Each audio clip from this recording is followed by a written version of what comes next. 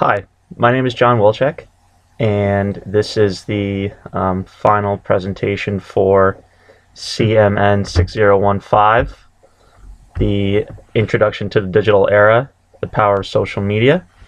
And for this presentation on 3 different social media tools, I'll be focusing on 3 of the most prominent tools in the marketplace today: Facebook, Instagram, and Twitter.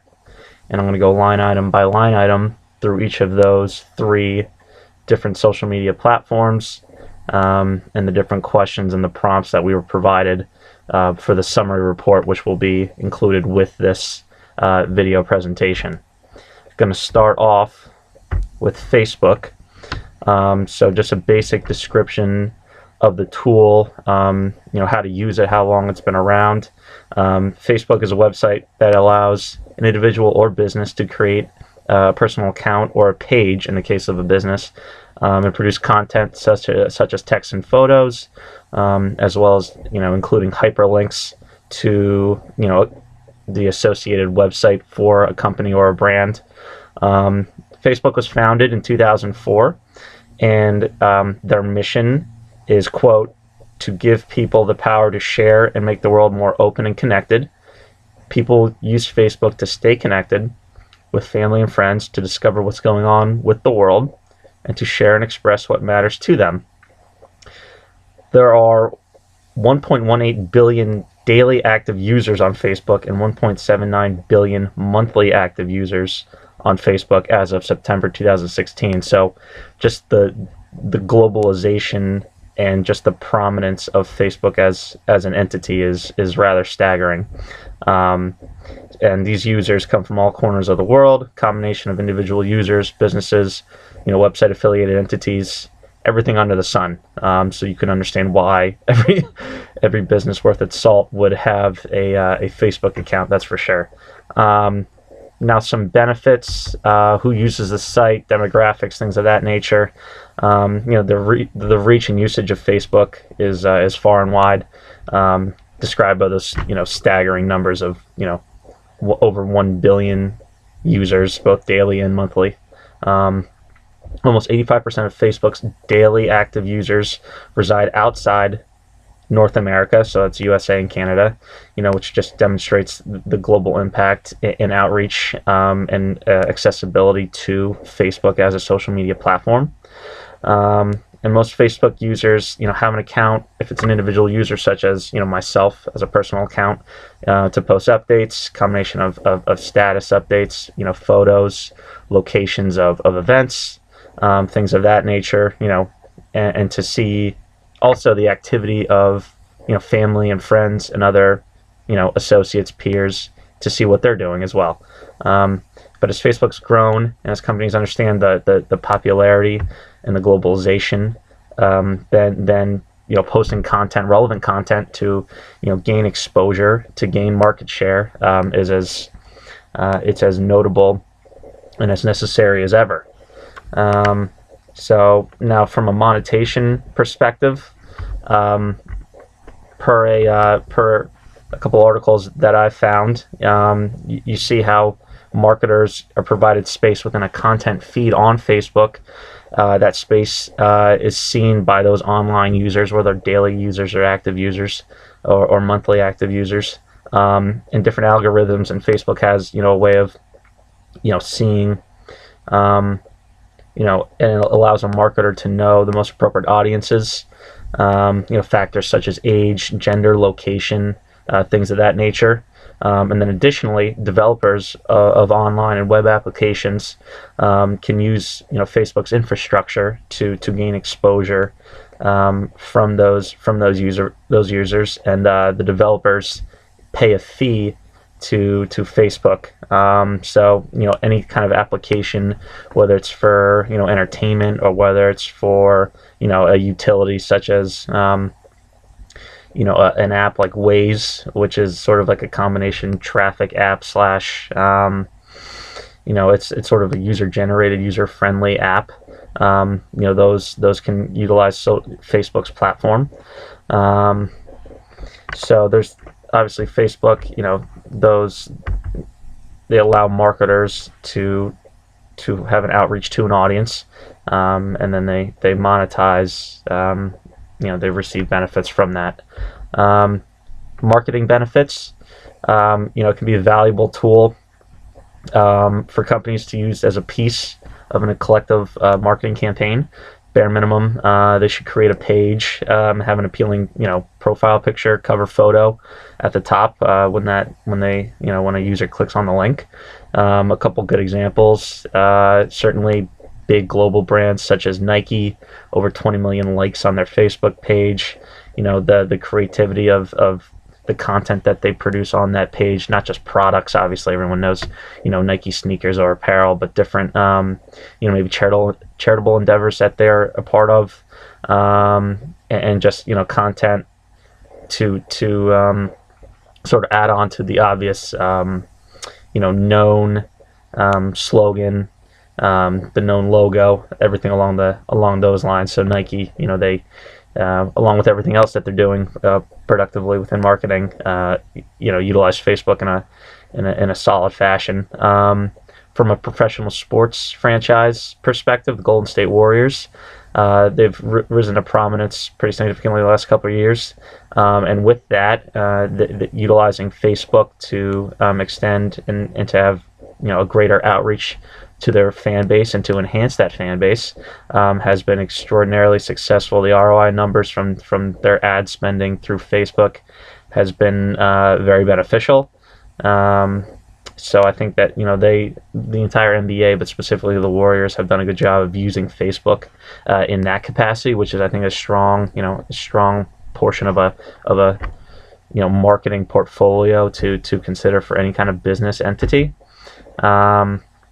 And then finally, Garmin, who is they utilize Facebook to launch or to gain exposure for a line of hybrid multi-sport smartwatches that they just introduced.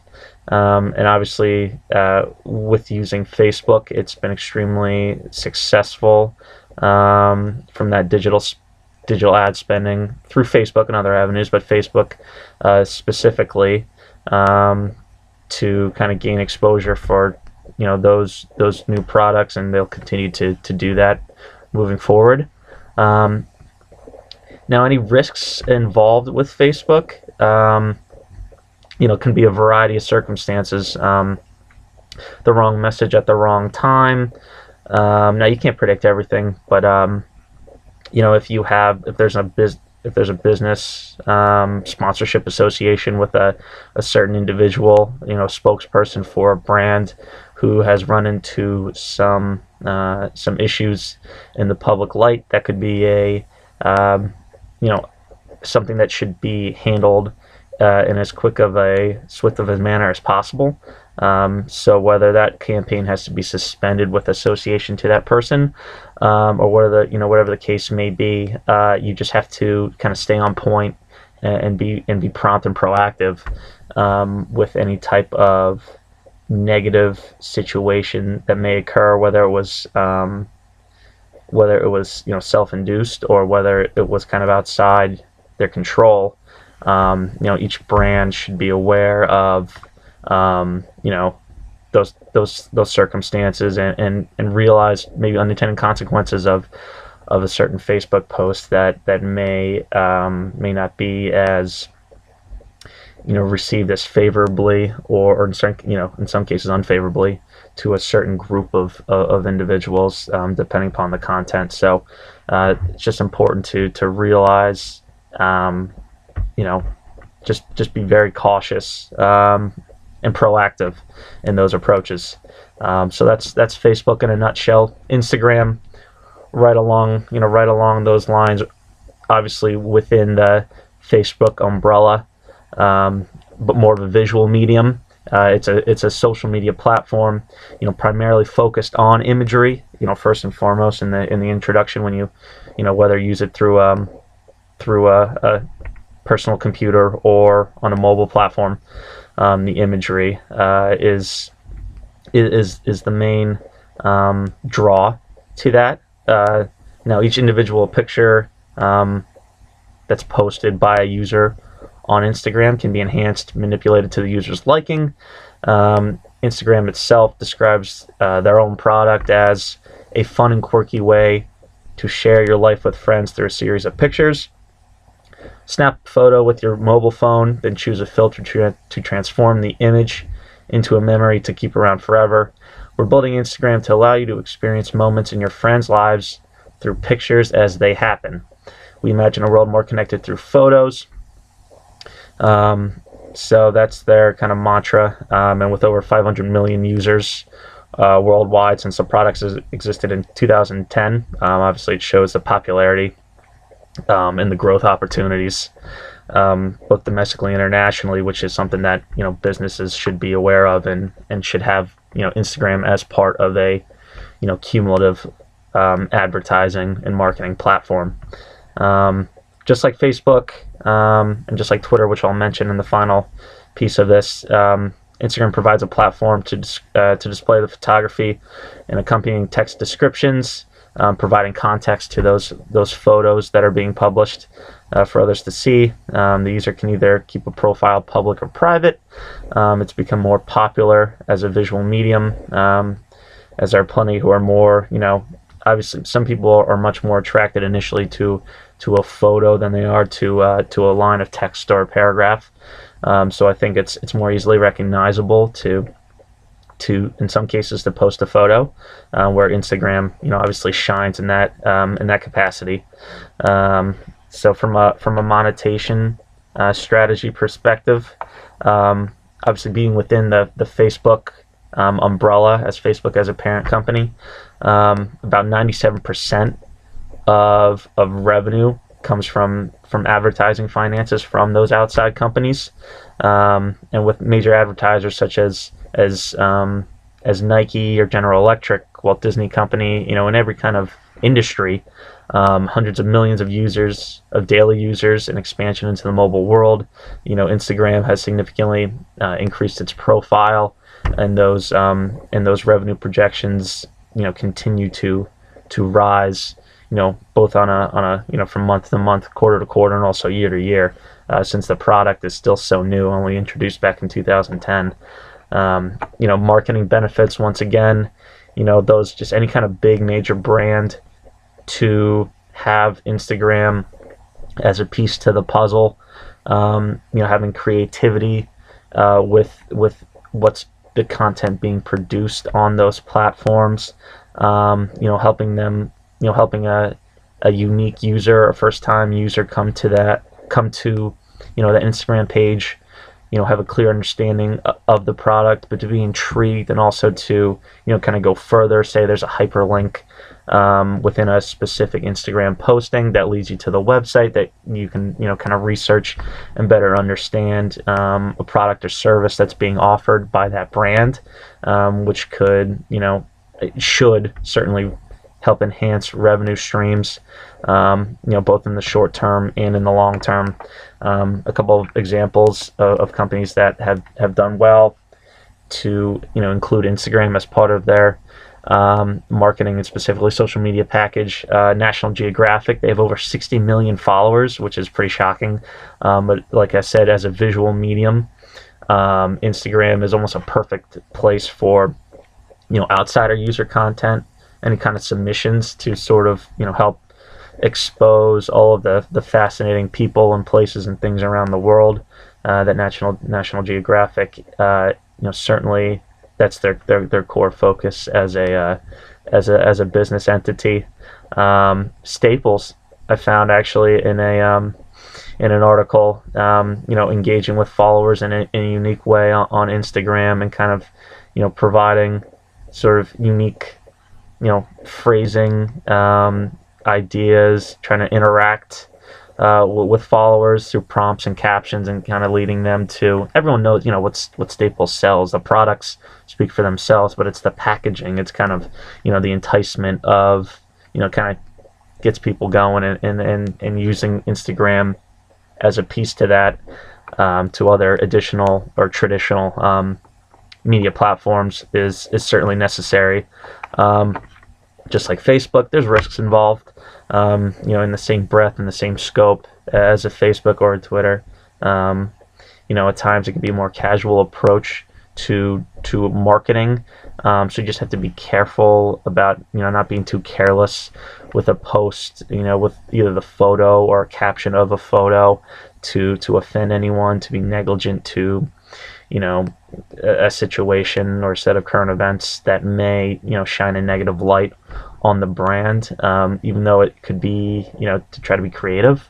It's it's something that whoever's handling that social media account, or if there's a collective group of people handling that account, depending on how big the size of the company is and their scope, that's important. But also just the optics, whether it's whether the photo isn't quality, if there's inconsistent posting, hashtag overkill, which I'll kind of mention with the Twitter example, other mistakes that are made that may kind of submarine the true effect of Instagram and the core usage. So those are all certain attributes that should be focused on.